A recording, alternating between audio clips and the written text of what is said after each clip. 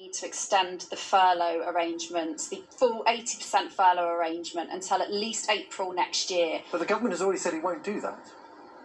Well, if the government are sticking to that position and they're not reviewing the situation and looking specifically at the sectors that are going to get left behind, then we are just going to see thousands and thousands of job losses.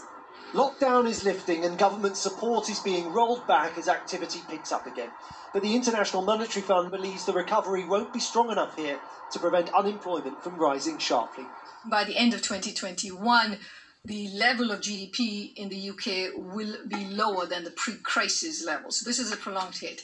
And as we know, the sectors that are getting hit in this crisis are the ones that employ low-skilled workers. They also tend to be more labour-intensive. And so the effect on employment can be substantial. As if to make the point, P&O Ferries has decided to press ahead with 1,100 redundancies, which it proposed last month. Just as we dare to dream about foreign holidays again, jobs are being lost in the companies which would transport us there. Joel Hills, News at 10.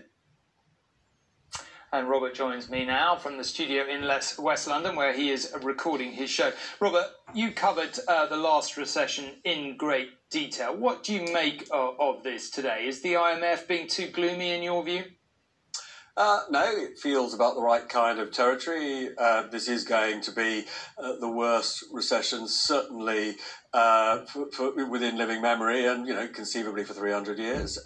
So pretty awful. And one of the things, I think I mentioned this to you last night, just talking on my show, the former Business Secretary Greg Clark about this, there doesn't yet seem to be much of an economic plan to get people who are going to lose their jobs back into work, or to help young people leaving school to get the right skills and eventually find employment. But, and this is going to surprise you, I've got some relatively good news.